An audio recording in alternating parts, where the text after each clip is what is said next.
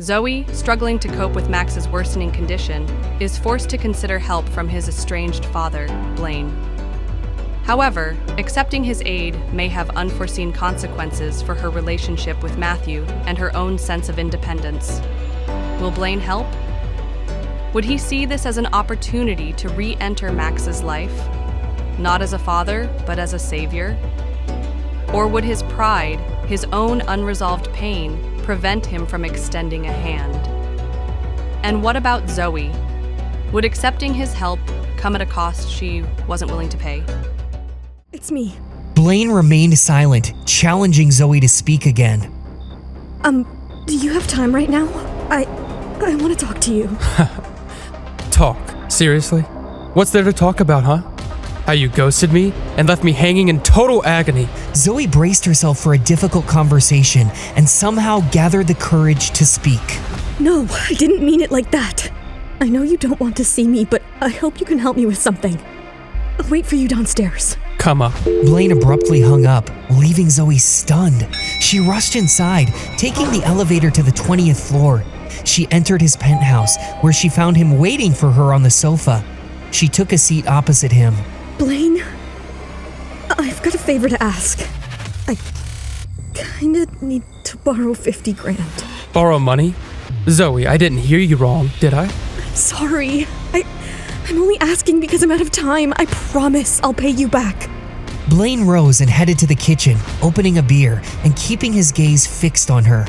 If there's a problem, don't find your husband. Instead, come to your rich ex-boyfriend. What are you planning?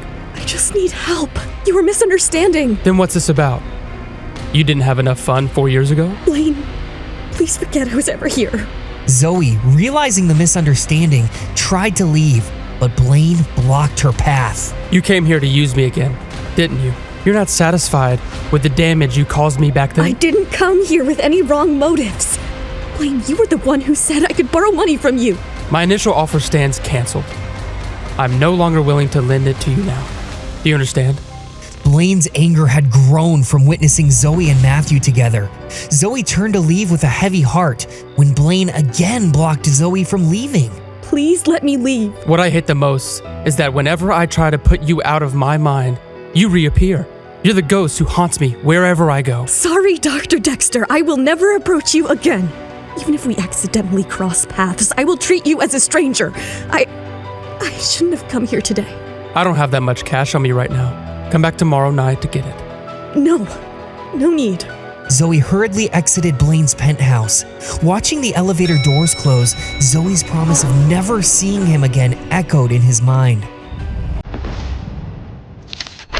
The next day, Zoe received a hospital invoice, adding to her stress. Mommy, I'm a little homesick. I miss Grandma. I want to go home. Max, you were worried about staying in the hospital? Max fell silent, prompting Zoe to reassure him. Silly boy. Don't let your thoughts run wild. Mommy will manage everything, okay? Max looked at Zoe with teary eyes, questioning his place. Mommy, am I a burden? Zoe, on the verge of tears, comforted her son. Max, Mommy forbids you to say such things. You're Mommy's little son. Without you, Mommy's life would never have sunshine again. Do you understand what I'm saying? Mommy, I heard what Uncle Matthew said to you. Uncle Matthew only said you had hepatitis. He didn't say he couldn't cure it. Do you understand? So, will I get better, Mommy? Then I can play soccer also, right? Zoe hugged Max tightly. Tears were streaming down her face. Yes, of course you can, Maxie. And Mommy will play with you. At that moment, Zoe knew exactly what she had to do. She took off her necklace, looked at it for a while, and then ignited the engine and drove to a pawn shop.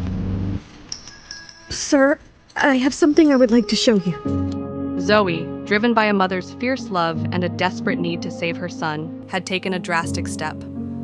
The family heirloom, a symbol of her past and a link to her family history, was now a pawn ticket, a temporary solution to a mounting financial crisis. But as she drove away from the pawn shop, a chilling thought gripped her. What if Blaine somehow discovered her desperate act? Would he see it as an opportunity to further torment her, to twist the knife deeper into the wounds of their past? And, more importantly, would this desperate gamble be enough to save Max, to ensure his recovery and a future filled with sunshine and laughter?